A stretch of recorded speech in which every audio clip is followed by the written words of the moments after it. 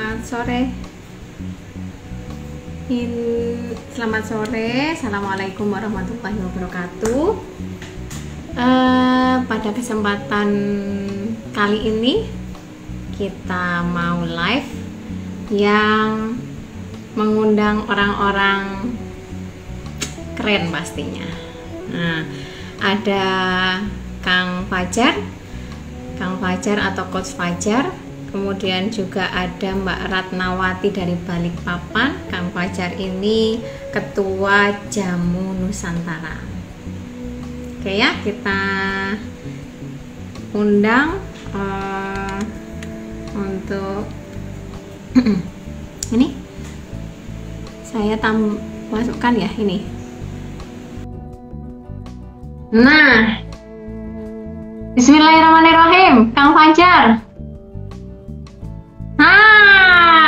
Sore Bu Dokter. Assalamualaikum warahmatullahi wabarakatuh. Ya Allah, orang sibuk ya. Seneng banget ini.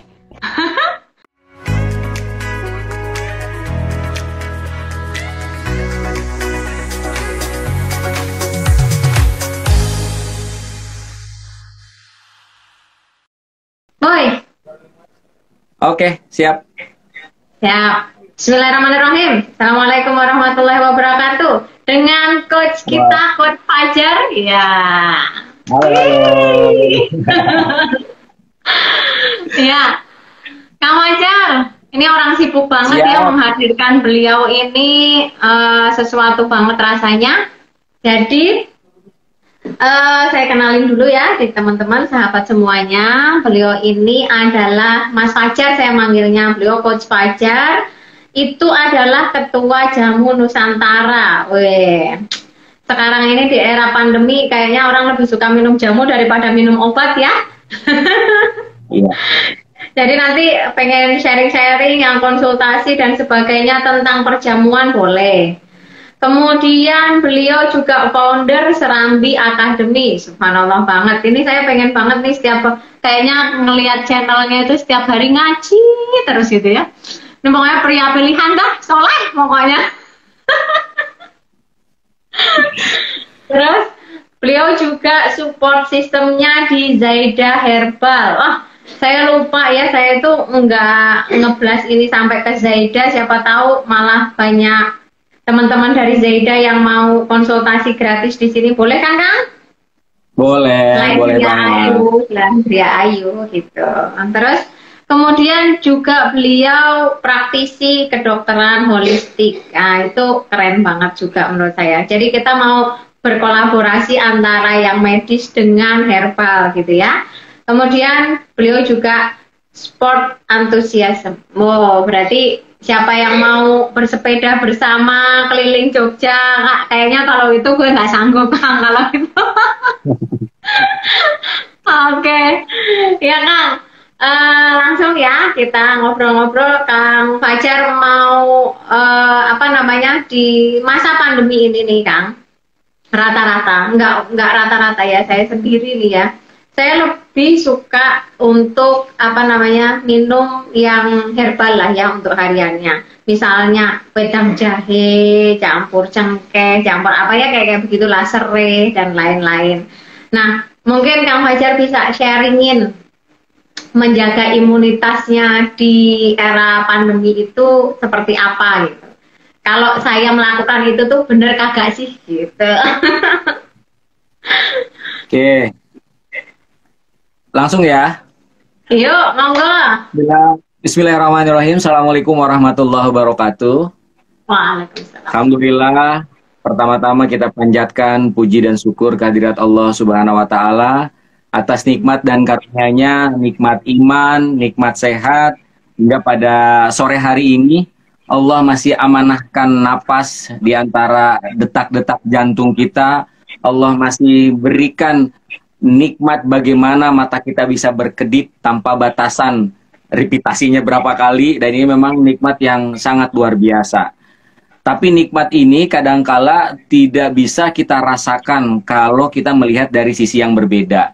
Kadang kita hanya melihat nikmat, rezeki itu hanya berupa sesuatu yang terlihat, ada di tangan kita dan ada di tangan kantong kita gitu. Maka sering sekali kita merasakan seperti orang yang kupur gitu terhadap sesuatu yang sebetulnya itu harusnya kita syukuri. Kemudian Jadi salawat dan salam gitu ya, kurang syukurnya betul, gitu ya. betul. Kemudian salawat dan salam kita turunkan kepada Rasulullah Shallallahu Alaihi Wasallam atas jeripayahnya perjuangannya dan bisa hadir dalam kehidupan kita sehari-hari.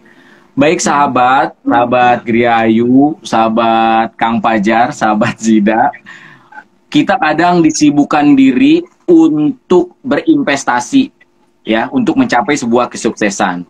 Bahkan kita spend banyak uang, banyak waktu untuk mendapatkan kesuksesan. Tapi nggak banyak di antara kita yang menghabiskan banyak waktu, banyak uang untuk kesehatan, kecuali ketika harus berhadapan dengan rumah sakit atau dokter. Maka akan dihabiskan. Artinya apa? Artinya banyak orang yang memang tidak mempersiapkan diri untuk menjadi sehat. Tidak seperti sukses. Kalau sukses orang mempersiapkan diri banget, pengen sukses gitu. Padahal kesuksesan yang hakiki adalah kesehatan. Kalau bisnis bisa didelegasikan, Dok. Dokter punya bisnis, bisa cover, dokter bisa suruh siapa saja. Maja, tolong urusin ini. Bisa, walaupun dia nggak kompeten. Tapi kalau kesehatan, dokter nggak bisa mendelegasikan. Maja, tolong ya, saya sakit, kamu sakit dulu deh, saya yang sehat. Bener nggak sih, Dok? Bener. Ya, ini kan hal yang sebetulnya fundamental di dalam kehidupan. Maka kenapa sering ada kata-kata jagalah kesehatan agar kita bisa merasakan hakikat hidup yang sesungguhnya. Karena memang ketika sakit kita tidak bisa merasakan hakikat hidup yang sesungguhnya. Ada 3 hal ketika kita sakit itu Allah bakal cabut. Pertama, cahaya wajah. Cahaya wajahnya dicabut, mukanya pucat. Kedua, rasa di lidah.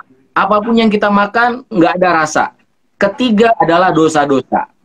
2 diantaranya Allah akan kembalikan, dan 1 Allah tidak kembalikan. Jadi cahaya wajah dan rasa di lidah Allah kembalikan, tapi dosa-dosa yang Allah ambil tidak akan dikembalikan. Itu hakikat daripada sebetulnya. Jadi kalau misalnya tadi dokter menanyakan, Kang, bagus nggak apa yang sudah saya lakukan? Yang paling pertama, Dok, sebetulnya kalau kita ingin merasakan hakikat sehat yang paripurna, ya bersyukur dulu. Bersyukur terhadap apa yang telah Allah amanahkan kepada kita.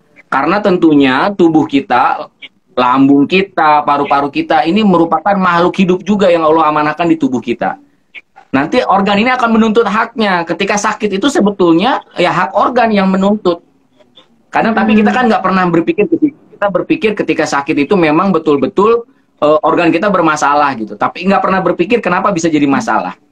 Maka rata-rata saya selalu menggunakan rumus lalat dan sampah. Seseorang dikatakan sakit berarti akan ada lalat. Penyebabnya adalah sampah. Jadi jangan bunuh lalatnya tapi usir sampahnya. Kalau mau sehat, jangan sibuk ngobatin penyakit, cari penyebab penyakitnya dan hindari itu. Insya Allah akan sehat. Luar biasa. Oh ini kayaknya konklusinya bakalan panjang ini ya. Saya nyatetnya konklusinya aja banyak ini. Kan nanti buat yang terlambat gitu ya, harus baca konklusinya nih. Oke, terus kan? Nah, berarti ikhtiar baru setelah itu baru ikhtiarnya. Kan tadi itu bersyukur dulu gitu ya. Kemudian jangan sibuk ngobatin penyakitnya gitu ya. Tapi tahuin dulu penyebabnya gitu ya. Tahuin dulu apanya kan? Jadi kita jangan pernah sibuk terhadap kasusnya, tapi sibuklah terhadap triggernya. Karena kalau dalam ilmu holistik, Dok, penyakit datang itu pasti memiliki peta perjalanan penyakit. Pasti ada petanya. Seseorang misalnya mengalami gangguan lambung. Saya nggak akan pernah memvonis orang tersebut. Bahasanya etiologinya. Ya kan? Kalau Kang Fajar bilang itu adalah peta perjalanan penyakitnya. Nah, itu kalau di medis adalah etiologinya. Jadi kausanya hingga jadi sakit itu bagaimana gitu ya. Itu yang harus digali dulu gitu ya. Bener banget, Dok. Kalau itu ketemu, misalnya gini, seseorang dikatakan sakit itu, pasti kan pertama ada trigger, ada pemicunya. Kemudian pemicunya ada penyumbangnya. Contoh lah kita buatkan yang gampang, misalnya orang terkena penyakit jantung, pasti ada pemicunya. Penyumbangnya misalnya obesitas. dari pemicu ke penyumbang, maka akan keluar simptom atau tanda gejala yang diberikan oleh tubuh. Gejala itu kalau dibiarkan, maka dia akan bermanifestasi lagi, terjadilah penyakit. Jadi seseorang dikatakan sakit dengan penyakit bukan sesuatu yang instan, tapi memang sudah ada rangkaian yang jauh-jauh hari itu bermanifestasi di dalam tubuh kita. Jadi kalau kita fokusnya ke penyakitnya, ya sampai kapanpun nggak akan sehat. Orang bertanya, saya diabetes mau sehat gimana? Ya kalau fokusnya ke diabetesnya, minumin obat, terusnya nggak bisa. Tapi ke penyebabnya ini, bagaimana kadar gula ini bisa berlebih, bagaimana fungsi daripada pankreas ini bisa melemah. Mungkin begitu, Dok. Saya nggak enak ngobrol sama dokter ini kan.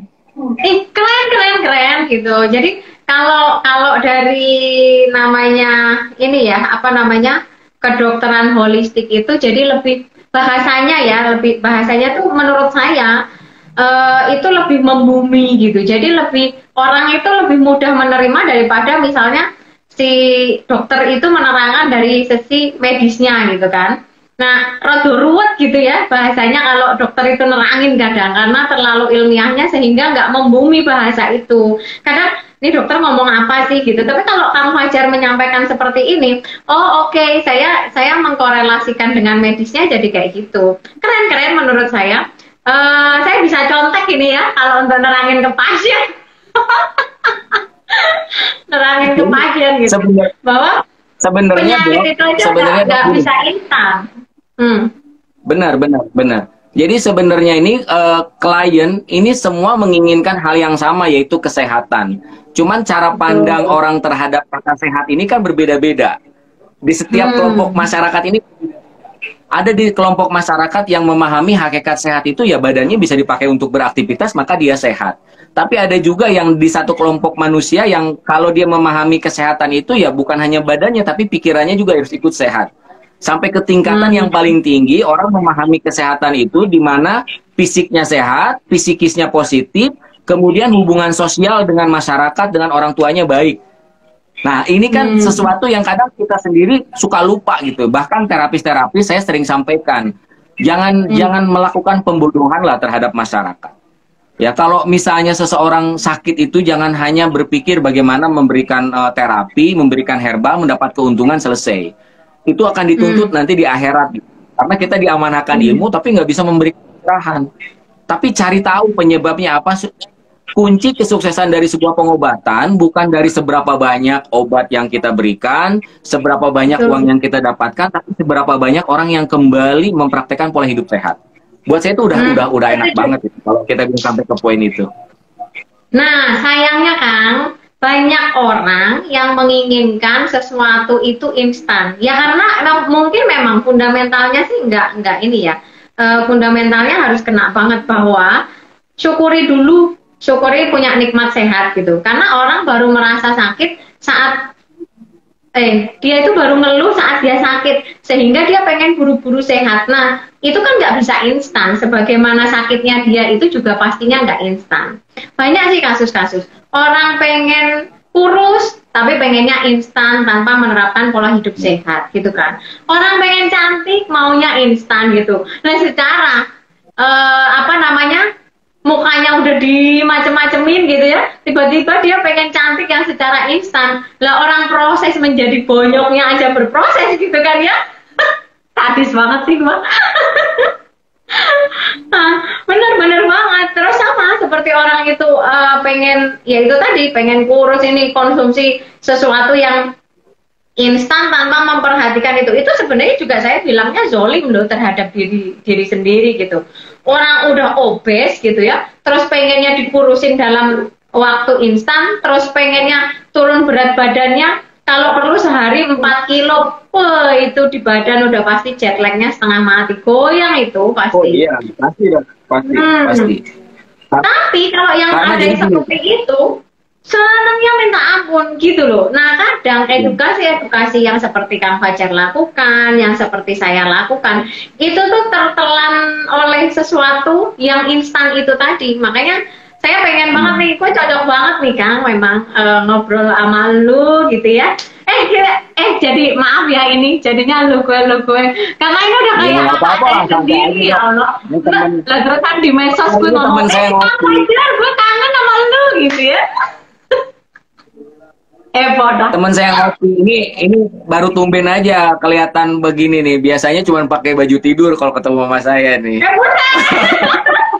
Lo ini lebih vulgar lagi nih ya Oh, Allah. kalau Jangan dari mana-mana dibilang udah cuek lagi aja kayak ketemu. begitu. Tapi memang kalau saya pribadi mungkin nggak akan jauh berbeda dengan apa yang dokter pikirkan gitu tentang kesehatan. Seperti tadi kan disampaikan bagaimana orang yang ingin langsing turun berat badan tapi tidak mau menjalani proses.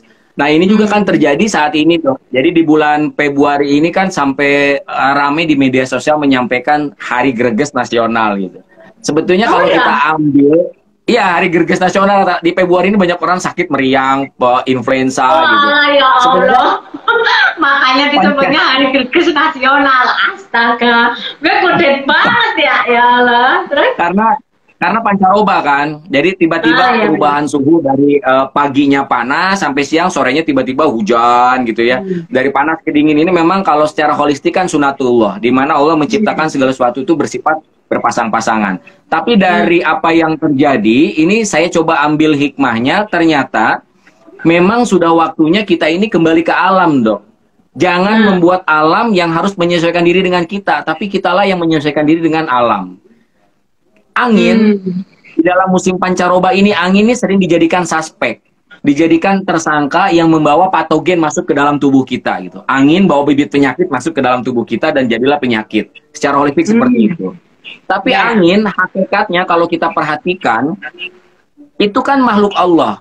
Makhluk Allah kalau tidak dimanipulatif, dia akan menimbulkan efek yang positif terhadap tubuh. Kita berdiri di bawah pohon, kena angin semilir itu sejuk banget gitu. Ya, tapi ketika angin itu dimanipulasi dalam bentuk alat, kipas angin, AC, apa yang terjadi? Tubuh kita nggak akan ready menerima. Karena itu sudah buatan manusia, sudah dimanipulatif. Maka damailah dengan alam. Jadi sekali-kali kita perlu hujan-hujanan, perlu panas-panasan, supaya tubuh kita ini kan memang Allah ciptakan sedemikian rupa dok. Bahkan saya kalau dalam dunia endurance, jangan pernah bilang Anda mencintai dunia endurance kalau belum pernah bersepeda dalam keadaan hujan, bersepeda dalam keadaan panas gitu. Karena memang di situ yang diuji endurance kita sampai di mana gitu. Karena tubuh kita. Mungkin gitu, Dok. Nah, setuju banget ya, back to nature ya. Jadi kembali ke alam gitu. Kembali ke alamnya itu dalam artian kita itu mengembalikan kepada fitrahnya. Lebih kepada gitu bukan ya, Kang Fajar ya. Nah, ini ada gini. Ada pertanyaan yang menarik ini, saya mau bacain ya Kang Fajar ya. Itu tanyanya bagaimana cara mensyukuri atas penyakit yang diberikan kepada kita. Karena gini sebenarnya, orang itu bersyukurnya kalau masih sehat doang, iya nggak sih? Dia nggak pernah bersyukur di saat sakit, padahal dan dia selalu menolak sakit itu. Nah, kadang itu kita ngerasa nggak adil bukan ya? Orang sehat aja kita terima, kenapa sakitnya kita tolak gitu? Itu kan udah nggak adil. Itu aja udah nggak balance hidup kita. Nah ini menurut Kang Fajar gimana tuh dengan pertanyaan itu? Bagaimana cara balik lagi kita? Oke, jadi balik lagi ke masalah hakikat daripada sehat itu sendiri. Jadi sehat paripurna di mana fisik kita, pikiran kita, kemudian hubungan sosial kita dengan masyarakat itu berjalan dengan baik. Apa yang terjadi ketika salah satu di antara tiga ini bermasalah, maka akan mengakibatkan ketidakseimbangan kalau dalam ilmu holistik dan terjadilah penyakit. Kemudian pertanyaannya, apa yang bisa kita lakukan untuk bisa mensyukuri ketika dalam posisi sakit? Nah, ini sebetulnya setiap orang sudah punya jawabannya, tapi rata-rata mencari pembenaran agar tidak melakukan syukur terhadap rasa sakit itu sendiri. Kan logikanya mudah, tubuh kita ini kan bisa, sering kita sebut dengan istilah self healing. Bisa dok, sebetulnya tubuh kita ini memang ada, seperti contoh terjadi demam. Demam itu kan bukan penyakit, tapi respon tubuh ketika menerima sesuatu yang asing masuk ke dalam tubuh dilawan terjadilah demam. Pasti ada masa inkubasinya. 24 jam gitu kan, 2 kali 24 jam. Setelah itu kalau imunnya bagus dia akan sehat kembali. Nah, kadang-kadang kita ini tidak berpikir ke arah situ gitu. Ketika sakit, contoh sakit perut. Yang pertama kita pikirkan ketika sakit perut apa? Kita mencari obat. Karena kita Iya. menganggap sakit perut itu penyakit dan musuh di dalam Ya. tubuh kita. Hmm. Harusnya kita berpikir bahwasanya perut ini organ tubuh dan harus menimbulkan pertanyaan kenapa kamu sakit. Pernah nggak seumur hidup kita berdialog dengan organ tubuh? Ketika sakit kita usap perut kita, kemudian kita bertanya, wahai lambung, apa yang sudah saya lakukan terhadap kamu? Sambil dipikirin tuh, 2 hari terakhir makannya apa? Benar nggak sih, Dok? Kalau makannya ternyata cabai, ya, levelnya level 30, berarti kan kita sudah menjolimi diri kita sendiri. Nah, Betul, inilah betul. salah satu bentuk bagaimana cara menciptakan rasa syukur. Kemudian selalu pikirkan, kalau umur kita hari ini 40 tahun, diberikan sakit 1 minggu, berarti Allah sudah memberikan 37 tahun, 11 bulan, ya, 21 hari dalam keadaan sehat. Lantas kenapa yang 1 minggu ini kita anggap sebuah keburukan? Jadi jangan berpikir takdir Allah ini seperti mantan. Gara-gara 1 keburukan lupa semua kebaikan. Curhat deh. Ahli ya kan. Setuju. Itu sih yang kadang tidak disyukuri. Bahkan kita itu cenderung menghilangkan simptom-simptom itu gitu ya. Misalnya yang seperti tadi Kang Fajar bilang demam. Demam itu kan tanda atau sinyal dari tubuh bahwa there is something wrong gitu ya di tubuh kita. Tapi orang selalu bilang gini, oh demam, langsung minum obat penurun panas misalnya kayak gitu. Padahal penyebab dari demam sendiri itu tidak digali lebih jauh lagi gitu. Nah, terus saya tuh suka dengan kata-kata tadi tuh, jangan terlalu memanipulatif gitu. Apa yang sudah Allah berikan, contoh angin, itu ciptaan Allah, jangan dimanipulatif. Nah, ini menarik di dunia kecantikan. Kenapa? Karena ini saya posisinya di Gria Ayu. Nanti kalau kita posisinya gue di nama gue sendiri, kita beda ya, bicara. Ya Allah, banyak banget ya. Nah, jadi pasien itu cenderung, tapi di Zaida kan juga ada skincare-nya juga kan. Nah, itu orang itu cenderung memanipulatif apa yang sudah Allah berikan. Contoh, cantik. Semua orang itu Allah kasih cantik dengan segala keunikannya, gitu kan Kang? Nah, sama seperti kulit wajah, kulit lah ya secara keseluruhan. Itu saya menyebutnya golongannya adalah Fitzpatrick. Fitzpatrick itu adalah golongan kulit dari mulai yang paling putih seperti ras Kaukasoid sampai yang paling hitam seperti ras Negroid gitu kan. Nah, Allah itu sudah menciptakan Fitzpatrick itu dengan segala keunikannya dan bukan berarti kalau putih itu cantik, kalau hitam itu jelek kan gitu kan. Nah, lu siapa gitu mau ngelawan qadarullah gitu ya, yang udah ngasih kulit Negroid terus mau dibikin Kaukasoid, itu udah nggak make sense banget gitu. Itu aja udah terlalu tinggi manipulatifnya. Nah, itu juga yang terjadi, yang sering saya sharingkan, sehingga akhirnya saya membuat YouTube itu sharing selepas praktek, karena banyak banget pasien-pasien yang datang ke tempat praktek kemudian ceritanya ya seperti itu, terlalu banyak manipulatif yang dilakukan sehingga misalnya saya pengen mengembalikan kulit, menjaga kondisi kulit itu sesuai dengan elastisitasnya. Kenapa? Karena kulit itu adalah bagian terpanjang, terluas dari tubuh kita. Allah memberikan kulit itu kan fungsinya untuk menjaga gitu kan, menjaga organ-organ dalam kita, entah itu otot, entah itu tulang, dan juga yang lainnya. Nah, padahal kulit itu ya memang sih yang paling luas, tapi dia yang paling tipis. Nah, sebenarnya tidak usah dimanipulasi saja, cukup dengan dirawat. Itu aja udah, misalnya rawat dong setiap hari, misalnya pakai sunscreen. Itu sudah cukup menghindari dari penuaan dini gitu kan. Atau itu bagian dari proses untuk melawan anti-aging. Melawan sih tidak.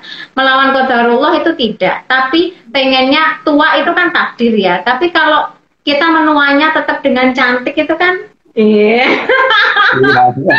Ya Allah, gitu nggak? Nah, semuanya kan pengen begitu, gitu kan? Nah, itu nggak usah terlalu dimanipulatif, gitu kan? Cukup aja dirawat tiap hari, bagaimana merawatnya, merawat yang benar, gitu. Nah, ini kan enggak. Ya itu tadi kembali lagi yang instan-instan, pengennya sesuatu itu jadi putih, bahwa dia menganggap bahwa putih itu cantik. Padahal nanti kalau dilihat putihnya muka sama leher misalnya ya, sama tangan itu jomplang lah, itu kan lebih lucu lagi gitu kan. Itu yang membuat kadang saya apa ya, kita itu kalah di edukasinya gitu. Kita itu yang bersuara yang seperti ini itu jadi tertutupi oleh hal-hal yang hal-hal yang sifatnya yaitu tadi menjanjikan sesuatu yang instan. Ya mau sampai kapan gitu ya, krim abal-abal gitu ya, produk-produk instan yang menjanjikan sesuatu yang instan yang notabene itu tidak menyehatkan, tapi akhirnya apabila justru kalau dipakai secara jangka panjang itu malah merusak, itu ya tumbuh subur lah di pasaran, ya nggak sih Kang? Saya rasa itu juga tidak terjadi di kulit. Mungkin juga obat-obatan herbal juga banyak loh yang menjanjikan kurus dalam waktu sekian hari. Ya Allah, gemukmu aja proses bertahun-tahun, masa kurusnya mau sehari 2 hari? Kan logikanya begitu nggak sih? Gemes nggak sih Kang kalau kayak gitu? Apa gue doang gitu rasanya yang bawel gitu kan? Enggak, memang benar Dok. Jadi berawal dari syukur itulah sebuah kesehatan itu akan tercipta gitu. Kalau kita mensyukuri semua setiap inci dari tubuh kita, ya insya Allah akan terlihat gitu bagaimana kesehatan kita ini akan menjadi paripurna. Jadi banyak yang contoh yang paling termudah kalau bicara tentang kecantikan, basically-nya sebetulnya apa yang dikonsumsi aja. Kita bicaranya begitu deh, karena kan kalau ngomongin jerawat ya suspeknya tepung, ya kalau ngomongin kulit kusam ya banyaklah dari makanan-makanan itu sendiri yang kemudian pada akhirnya menjadi suspek gitu. Nah ini kan basic banget gitu. Kalau mau cantik ya ngomongnya tentang makan aja dulu yang benar, yang baik gitu ya. Bagaimana misalnya kita asupan seratnya, vitamin C-nya lewat buah-buahan. Tapi kadang-kadang juga ada yang berpikir kalau misalnya konsumsi buah-buahan itu pagi dikonsumsi, sore kulitnya jadi cerah gitu kan, itu juga lucu gitu ya. Padahal itu juga membutuhkan proses yang harus terus dilakukan, berkesinambungan. Karena memang Dok, kalau dalam ilmu holistik, jadi ada yang disebut dengan garis meridian. Garis meridian ini garis sumbernya energi. Salah satu sumber energi yang melintasi wajah itu berasal dari lambung. Jadi memang ada kaitannya, seseorang yang ketika dilihat wajahnya kusam, tidak cerah, tidak ada pancaran semangat, pasti lambungnya ikut bermasalah. Oh, gitu ya?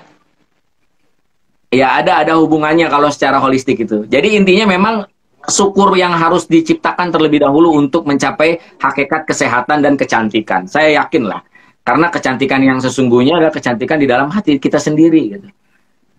Tapi kadang-kadang saya bilang kalau kamu mau, tapi saya sering bilang kalau mau terlihat cantik maka harus jauh dari kaca. Karena kadang-kadang tuh kan, itu sialan banget kalau itu. Dok, nggak ada lagi yang paling objektif melihat diri kita adalah kaca, Dok.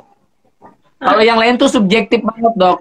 Karena kan saya nanya sama dokter, Dok, saya gimana Dok? Oh, kamu nggak enak dong kalau ngomong jelek ya. Kamu sih sedikit aja berkurang kegantengannya gitu ya. Tapi kalau kaca kan nggak bisa berbohong.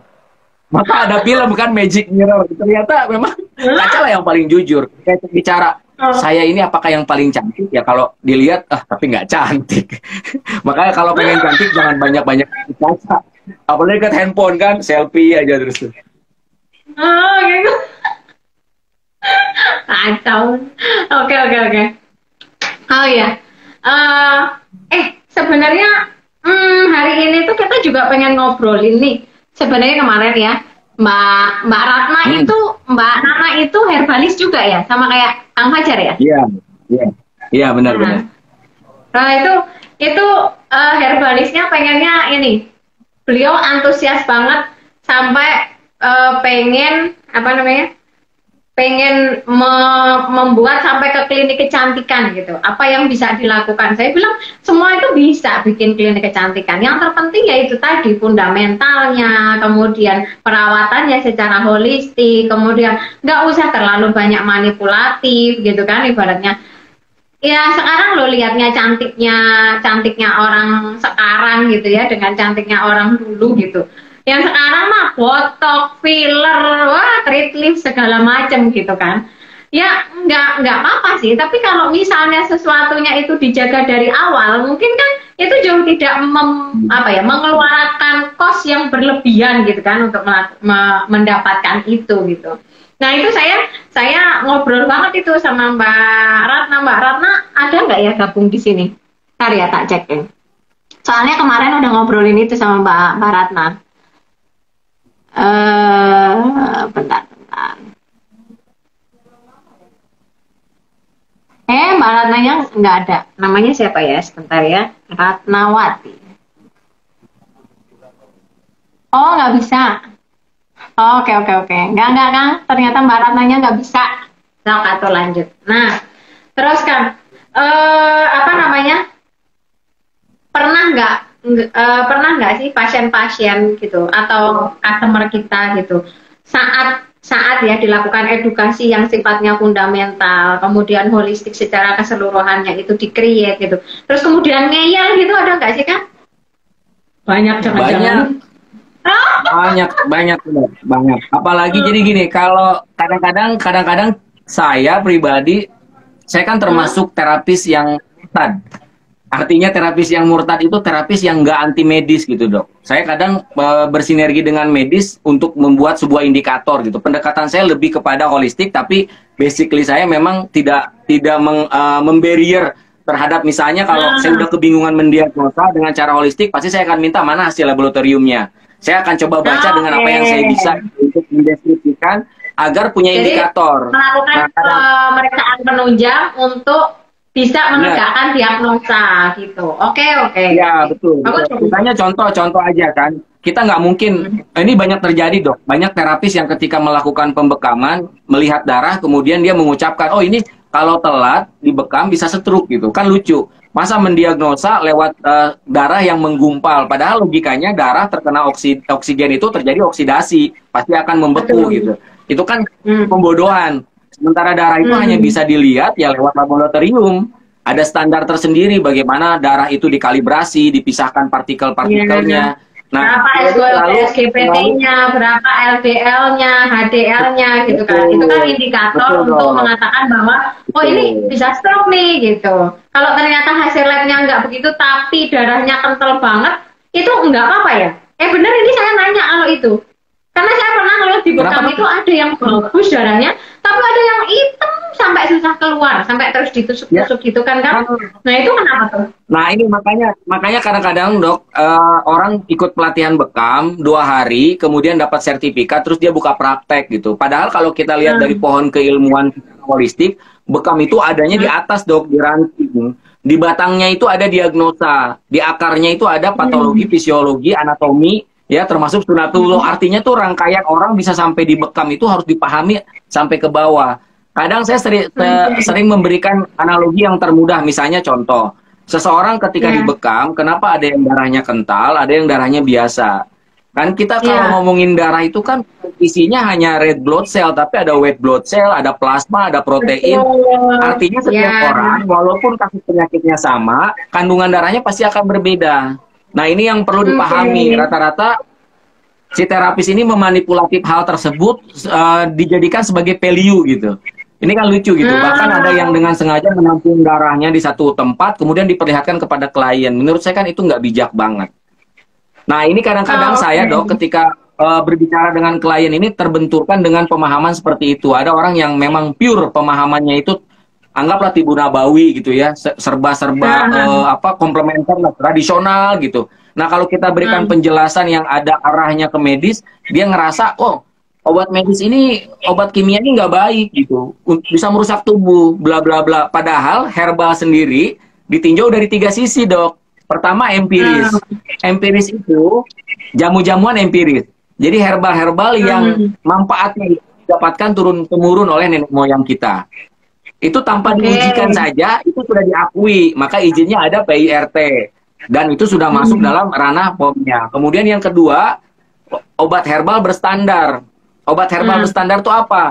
Yang tadi jamu-jamuan, ya, rimpang-rimpangan, diujikan di laboratorium, kemudian diujikan kepada binatang uji. Maka namanya herbal. Sudah memiliki standar tersendiri. Nah, yang terakhir ada fitofarmaka. Fitofarmaka itu herbal yang memang dilihat dari nilai senyawa kimianya. Adanya apa yang dibutuhkan tubuh apa, maka jadilah namanya fitofarmaka. Berarti herbal itu bukan berarti tidak ada kandungan kimianya, ada, tapi sifatnya tidak sintetis. Nah, ini kadang masyarakat awam nggak paham. Akhirnya dia udah minum herbal aja. Contoh habatus sauda, Dok. Habatus sauda itu kurang bagaimana bagus. Ada hadis yang menerangkan habatus sauda itu obat 1000 penyakit kecuali kematian. Bayangin kalau orang awam menerima itu, dia pasti akan minum langsung, itu. Langsung. Tapi kalau kita lihat dari literaturnya, dari rumus sindromnya, habatus sauda ini herbal yang sifatnya panas. Kalau dikonsumsi dalam jangka waktu yang panjang dan terus-menerus, bisa merusak kondisi ginjal. Artinya dia hanya boleh dikonsumsi dalam kondisi tubuh yang tidak fit, ataupun misalnya 1 minggu 2 kali gitu. Dia nggak bisa terus-terus dikonsumsi. Gitu ya. Karena herbal itu ada secara sindrom, ada secara tadi empiris, kemudian ada secara fitofarmaka. Nah, ini harus dilihat, dikaji dari 3 sisi. Wah, ini jarang-jarang lo nemuin yang kayak begini. Bahkan saya aja termakan banget kalau misalnya ngeliat itu. Oh iya ini, oh gitu ya. Saya itu sempat mikir yang kayak begitu. Emang itu bisa jadi indikator, walaupun kadang juga rodo-rodo ngeyel gitu. Tapi ya takjub juga. Hah? Ditusuk-tusuk itu bisa keluar darahnya yang dulunya susah mau dikeluarin. Tapi ada juga yang enggak. Itu aja nyaris saya itu mikirnya, ya itu tadi. Sesimpel itu, bahwa, wah, benar juga ya. Berarti sudah terjadi penggumpalan darah. Padahal saya yo ngerti bahwa di dalam komponen darah itu ada platelet gitu kan, yang platelet darahnya itu dalam waktu sekian detik masih menggumpal kan gitu. Masih menggumpal, Dok. Bodoh ya, bener. Walaupun secara umum darah yang keluar kemudian teroksidasi, Dok, dia akan menggumpal. Hanya proses penggumpalannya ini membutuhkan waktu, itu aja sebenarnya.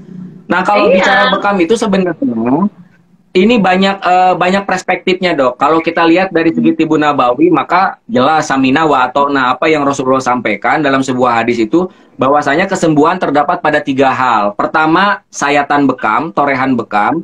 Kedua, madu. Ketiga, alkai.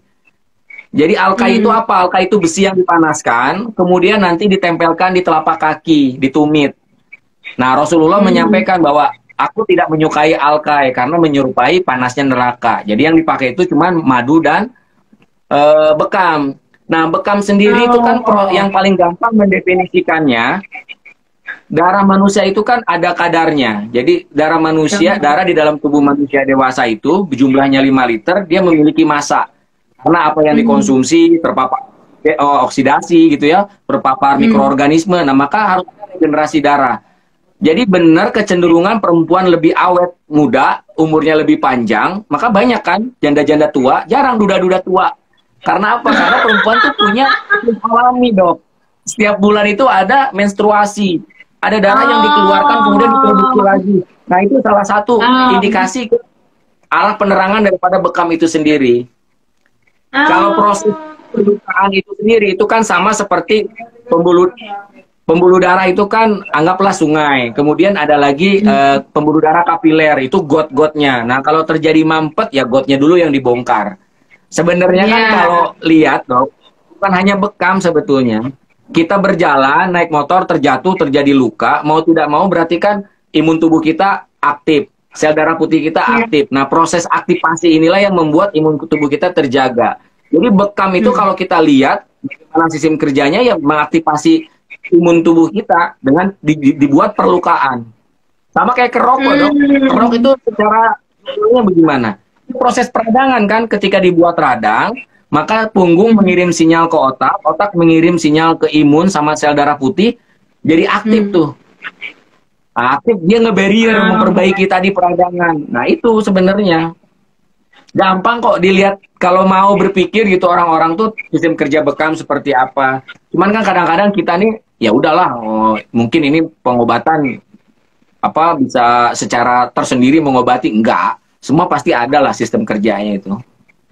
Nah, sama lah, sama kalau misalnya pasien datang gitu ya, terus dia bilang dia tuh kesakitan gitu, sakit gigi, udah lama banget. Tapi dia ini, enggak kok, saya cukup saya cukup pakai propolis sembuh. Saya bilang ya, lah anatomi gigi aja itu nggak memungkinkan dia untuk sembuh kalau sarafnya terbuka, ya akan sakit terus gitu kan, ibaratnya gitu. Cuma kadang sakleknya seseorang itu yang saya itu yang itu tadi pernah nggak saya tanyakan kan, punya pasien yang ngeyel, saya tuh sampai udah habis kata-kata untuk menerangkan saat orang itu nggak open mind terhadap hal-hal kayak begitu tuh kan. Piye lah itu cara neranginnya biar mereka itu open, ya akhirnya ujung-ujungnya ya giginya udah entek, nggak bisa diselamatkan gitu ya, udah habis tinggal sisa akar ya, terus baru mau ditambal. Padahal sekian tahun dia taruh propolis. Jujur deh, gue kagak ngerti itu. Propolis itu emang bisa menyembuhkan gitu kan? Gue nggak ngerti ya. Nah, makanya Dok, kalau ngobrolin produk takut ada yang tersinggung yang punya produk ya. Cuman iya ya, emang itu judul produk ya. Itu bukannya kandungan ya? ya kandungan, cuman kan orang taunya nah inilah di Indonesia ini cacat marketnya seperti ini Dok. Bagaimana sebuah produk itu digendong ya, jadi berbicaranya udah bukan lagi secara fungsional, tapi bicara secara emosional bahkan spiritual. Coba apa yang terjadi sekarang fenomenanya? Produknya nggak bagus, secara fungsi biasa aja, tapi karena yang bawanya public figure, seorang ustadz, akhirnya jamaahnya dipaksa untuk percaya gitu terhadap apa yang disampaikan oleh ustadznya, karena pendekatannya udah bukan fungsional tapi udah emosional sampai ke spiritual. Kalau udah ngomong benar, kalau udah ngomong spiritual sulit Dok, orang pasti akan oh iya samina wa ta'na lah, dia akan mendengarkan apa yang diucapkan oleh gurunya itu. Nah ini yang terjadi saat ini gitu. Kalau saya pribadi Dok, di Zida juga sama, saya sering memberikan edukasi yang kalau misalnya orang tuh sakit gigi, terus saya tanya ini sudah berapa lama sakit giginya, keluhannya seperti apa. Kalau itu udah berhubungan dengan saraf, maka saya akan menyarankan datang ke dokter gigi. Karena herbal sudah tidak bisa lagi bekerja di situ. Jadi ada tingkatannya herbal itu. Nggak bisa, misalnya orang nih kena serangan jantung. Kemudian daun sukun itu terkenal khasiatnya untuk menstabilkan detak irama jantung. Masa orang kena serangan jantung, direbuskan daun, diminumkan keburu mati orangnya. Bawalah ke rumah sakit, ke UGD. Karena itu ranahnya sudah ranah medis. Begitu Dok, kalau saya rata-rata. Jadi memberikan edukasi yang supaya mereka juga melek terhadap dunia lain gitu. Padahal saya itu sebenarnya ya termasuk dokter yang tidak melulu ngasih obat gitu. Dalam artian gini, oh misalnya Dok gigi saya sakit banget, pengennya minta obat aja. Saya kadang bilang nggak usah minum obat terus, Bapak itu udah minum obat berapa banyak. Sekarang kondisinya adalah yang harus dibenerin kondisi gigi yang bolongnya, paling tidak diobatin. Nanti lah nggak usah minum obat, itu akan ringan sendiri rasa sakitnya. Tapi orang kan kasih saya obat, sampai minum obat itu, konsumsi obat itu yang analgetik yang udah harusnya levelnya itu dipakai untuk ortopedi, bedah-bedah kayak begitu. Nah, mau sampai tindakan yang orang kena cancer, sampai morfin, sampai psikotropik, narkotik pun kalau penyebabnya tidak dihindarkan atau dihilangkan seperti yang Fajar bilang tadi, ya nggak sembuh-sembuh, pasti akan berulang. Ibaratnya kan gitu ya. Bener Dok, sama lah. Mungkin loh kadang yang membuat apa ya? Nggak kebuka mindsetnya, itu tantangan banget sih menurut saya. Iya, karena kalau misalnya sudah bicara tentang sages itu kan susah Dok. Bagaimana sebuah produk gitu ya yang dikatakan memiliki khasiat yang luar biasa, sebetulnya kalau tubuhnya tidak bisa melakukan metabolisme dengan sempurna, saya yakin itu tidak akan bisa bekerja secara maksimal. Dan ini kan banyak kejadian ketika kemarin di bulan Februari orang sakit, saya ngalami sakit tapi recovery saya lebih cepat gitu dibanding yang lain. Karena apa? Karena saya memahami betul peta perjalanan penyakitnya, memahami kondisi tubuh. Kalau nggak makan, nggak bisa. Mau makan herbal apa aja, nutrisinya nggak ada, ya nggak akan bekerja di dalam darah gitu. Kadang-kadang orang nggak mikir begitu, ah minum obatnya bagus, tapi tubuhnya nggak di repair, dia sulit. Itu yang mungkin banyak terjadi dok di kalangan masyarakat kita. Saya tuh pengen ya sama lah ya. Misalnya saya punya produk pun, saya tuh pengen mengedukasi. Misalnya saya punya produk skincare juga, terus saya itu mengedukasi. Saya membuat formulasinya itu adalah memang saya khususkan untuk kulit tropis gitu. Ya karena memang pengalaman hidup saya terjadi banyak hal kasus di kulit tropis itu sendiri. Kulit tropis yang cenderung kena sesuatu yang sering panas gitu kan ya, iklimnya juga kadang hujan kadang panas seperti kondisi saat ini kan. Kalau tadi dari sisi gregesnya di hari greges nasional itu Kang Fajar bilang, kalau di kulit tropis juga seperti itu. Hal-hal yang kadang jet lag yang diterima oleh kulit itu kan bisa membuat kulit itu kaget sehingga rusak, sehingga bariernya rusak. Nah, saat saya bilang bahwa produk ini memang saya buat, Livon Skincare lah ya, saya sebutin bahwa itu saya buat untuk kulit tropis. Berarti apa? Saya itu lebih kepada menjaga barrier kulit gitu ya, agar tidak rusak, kemudian apa namanya, menjaga. Tapi yang selalu diminta apa? Kulit saya bisa putih enggak? Lah itu kan bingung ya. Sedangkan kulitnya dia sendiri nggak putih, terus mau diputihin. Sedangkan skincare untuk kulit tropis adalah lebih kepada yang melembabkan, karena banyak kulit rusak akibat kulitnya kering.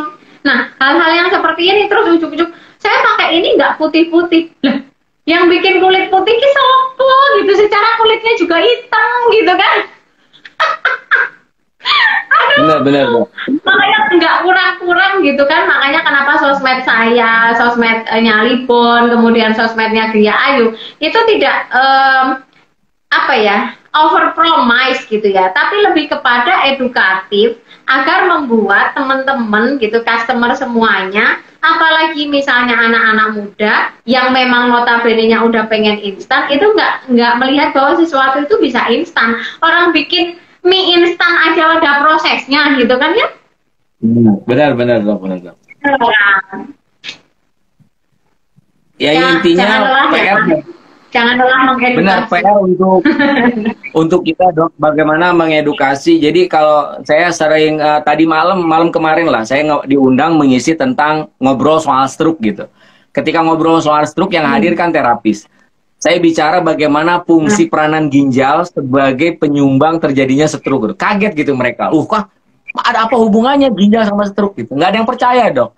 Karena mindsetnya orang Indonesia itu dibuat kalau orang makan yang kolesterol tinggi dia stroke, makan daging kambing dia stroke. Dia lupa gitu. Kalau misalnya asupan cairan ke tubuhnya berkurang, garam yang masuknya banyak, maka cairan tidak seimbang, bisa melemahkan fungsi ginjal dan tidak bisa ginjal menetralkan tekanan darah. Jadi saya sampai ke situ tuh mengedukasi supaya udah deh please deh, lu jangan ngorbanin masalah makanan yang lu makan salah gitu kan, sementara pola hidup lu nggak baik gitu kan, terus asupan cairan lu juga nggak bagus dan lu nggak merawat organ yang ada di tubuh, ya udah selesai. Dan jadi memang benar-benar harus yang nih loh kayak gini. Dan itu dibukakan memang membutuhkan teori pendamping dok. Kalau kita hanya bicara yang tadi dokter sampaikan, orang menggunakan propolis untuk sakit gigi terus sampai dia di fase destroy gitu kan. Karena apa? Karena ya dia nggak punya asas pembanding di lingkungannya. Kan pemahaman seseorang itu berhubungan dengan lingkungan, ekosistem dia. Ya dia kalau ketemu orang yang sama terus ya udah. Iya ya. Kadang seseorang itu sakitnya itu yang lebih didominasi oleh sakit yang sifatnya psikis. Pernah nggak Kang kayak begitu? Jadi kalau dilihat dari penunjangnya dia sehat gitu ya, penunjangnya nih ronsen foto toraknya oke, misalnya, kemudian pemeriksaan darah rutin, darah lengkap, urin rutin, urin lengkapnya oke gitu. Tapi dia sakit. Nah, itu yang hal-hal kayak gitu loh yang membuat psikis. Nah, yang kayak begitu juga yang kadang sugestinya tinggi. Oh, udah minum ini aja sembuh, apalagi dengan bumbu-bumbu yang ya dilihat dari sisi herbalnya yang nggak masuk gitu ya, dari sisi holistiknya, dari sisi medisnya yang nggak masuk gitu kan. Nah, yang kayak begitu itu kayaknya yang mudah di apa ya, dikomporin lah ya, dikomporin untuk mengkonsumsi halal. Padahal notabene-nya itu nggak manfaat. Jadi sifatnya placebo aja gitu. Iya kan kan? Iya. Pernah nggak Sama kayak seperti gitu? saya mungkin ketika saya sakit gigi, saya datang ke dokter Ika ya. Pas ketok pintu, selamat sore Pak Pajar, silakan duduk. Tumben Pak sudah datang ke klinik lagi. Saya baru ngelihat dokter aja ngucapin begitu, Dok. Rasa sakit gigi saya pasti berkurang 5%. Kemudian ketika duduk coba A, Pak, sambil Lumayan. A, saya ngeliatin dokter, pasti rasa sakit saya akan berkurang lagi 30%. Jadi ketika diberikan resep itu cuma 20% aja, Dok, fungsinya. Karena dari awal saya memang membutuhkan, nah ini yang harus dipahami orang sakit, bukan berarti fisiknya yang Hmm. sakit. Bisa psikisnya, Hmm. kemudian terjadi rasa sakit di tubuh itu, atau yang biasa kita sebut dengan pain management, itu semuanya bisa diatur oleh tubuh kita sendiri. Coba sekarang, orang yang Hmm. sakit tipes, yang meriksa dokter, baru juga mau ngeluarin stetoskop, Dok, yang tipes langsung, saya udah sehat, Dok. Insya Allah besok saya pulang. Gitu. Karena dia udah ngerasa nyaman loh. I'm standing in the front with right man in the right place kan gitu ya. Oh ya aku nyaman banget ketemu dokter ini. Bisa. Gitu lah itu. Ya itu Aduh. dokter kan bicara efek placebo ya salah satunya mungkin begitu dok. Rasa nyaman yang dikeluarkan yang Iya. tadi pengaruh psikis. Nanti kapan-kapan kita akan ngobrol dok ngebahas tentang hubungan penyakit dengan psikis.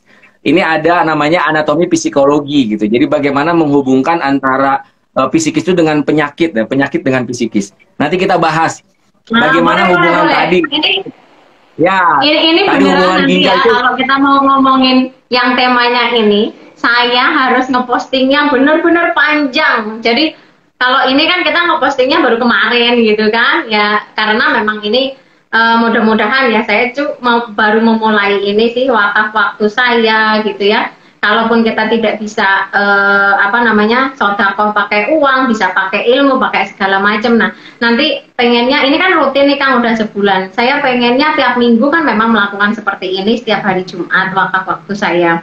Nah, nanti kalau kita mau ngomongin yang masalah itu, beneran deh saya mau postingnya ini agak panjang gitu ya, biar banyak gitu loh yang merasakan apa namanya bisa teredukasi dengan hal-hal yang seperti ini gitu. Karena nggak semua orang teredukasi. Bahkan sebenarnya ya efek placebo itu saya ngerasain gini. Kadang ya kalau bener sih Kang Fajar bilang, kadang saya gini, dok gigi saya sakit gitu, dok saya tuh gatal-gatal gitu. Itu ada pasien yang kayak gitu. Tapi nggak cowok Kang, cewek gitu.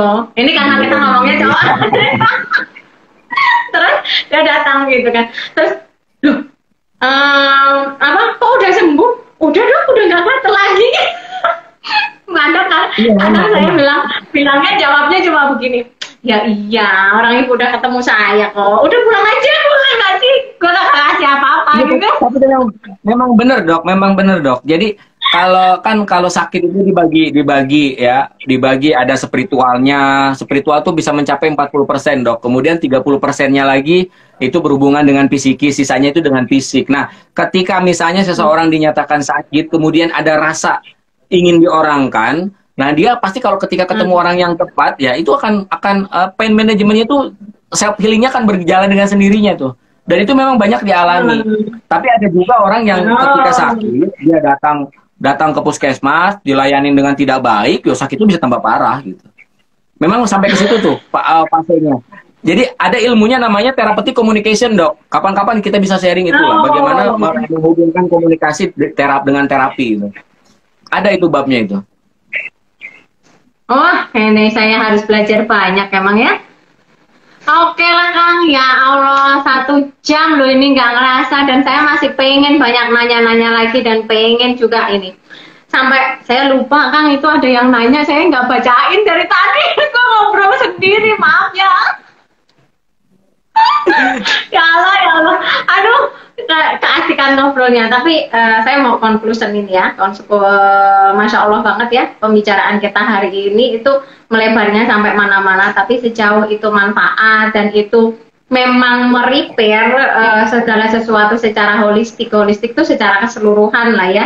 Itu gue sih support banget untuk hal-hal yang seperti itu, dan sifatnya pastinya edukasi. Nah, conclusionnya apa? Satu sih saya belajar bahwa bersyukur Itu yang terpenting. Dalam kondisi baik itu sehat maupun sakit. Tidak menolak sakit dan juga tidak menolak sehat. Dalam artian apapun kondisinya kita harus tetap mensyukuri gitu kan. Terus itu yang pertama. Yang kedua itu tadi gue suka banget, jangan sibuk mengobati karena sesuatu itu pengennya instan, tapi tahuin dulu apa yang menyebabkan something di diri kita itu tadi, ya kan. Kemudian back to nature, tapi jangan ditelan mentah-mentah kata-kata back to nature itu tadi. Jadi kembali ke alam, bahwa lebih kepada kita mengembalikan sesuatunya kepada sunatullah gitu kan ya Kang ya. Terus tidak ada sesuatu yang instan, semuanya berproses. Entah itu sehat, entah itu awet muda gitu ya, entah itu kita belum ngomongin sama tentang bisnis ya. Kang Fajar ini hebat lagi nih kalau ngomongin nama bisnis. Lah panjang lagi ntar ya. padahal udah hitung 1 jam dalam foto. Enggak, gua udah nyiapin tadi tuh temanya memang mau ngebahas tentang bisnis. Bisnis bukan sekedar jual beli tadinya judulnya itu. Tadinya gue mau bahas itu tuh. Jadi bagaimana menciptakan hubungan, merawat hubungan gitu ya. Ternyata dibahas kesehatan ya. Wis lah. Maaf, ke distract. Gue suka gagal fokus kalau udah ketemu sama lu soalnya. Ya udah, nanti next time. Kayaknya PR-nya kita next time banyak gitu ya untuk mengedukasi orang banyak ya. Terus lagi mengkombinasikan sesuatu baik itu medis maupun itu herbal, apapun kondisinya itu akan sangat lebih rasional gitu ya. Nah, dan PR-nya kita adalah kedepannya kita mau membahas tentang apa lagi tuh? Tentang bisnis, oke. Tentang terapeutik communication, oke. Next time ya. Nantikan kita, maksudnya nantikan Kang Fajar. Saya harus nyari waktu dulu, saya harus permit dulu karena beliaunya ini orang sibuk ya. Kalau saya setiap hari Jumat memang melakukan ini, oke? Dokter ini sebelum live aja masih megang klien tadi. Nah iya, klien kan, saya bentar-bentar sambil ngeliat jam, takut telat. Aduh ya Allah. Tapi apapun itu terima kasih banyak, jazakallah Mas, atas waktunya 1 jam yang bermanfaat. Mudah-mudahan bermanfaat untuk kita pribadi dan juga bermanfaat untuk orang lain. Baik itu ilmunya, sharingnya dan lain-lain. Mohon maaf apabila ada salah-salah kata dan sesuatu yang menyakitkan, tapi itu murni lillahi ta'ala, saya pengen mengedukasi ya. Kalau saya ada salah kata mohon maaf ya Kang. Terima kasih Kang Fajar. Wabillahi taufiq wal hidayah. Wassalamualaikum warahmatullahi wabarakatuh. Waalaikumsalam warahmatullahi wabarakatuh. Saya tutup ya Dok ya sama closing statement. Menjalankan pola hidup sehat itu terasa berat, tapi jika sudah dijalankan akan terasa nikmat. Hakikat sukses yang sesungguhnya adalah sehat dan memberi manfaat kepada orang lain. Assalamualaikum warahmatullahi wabarakatuh. Weh, so sweet. Oke, dadah.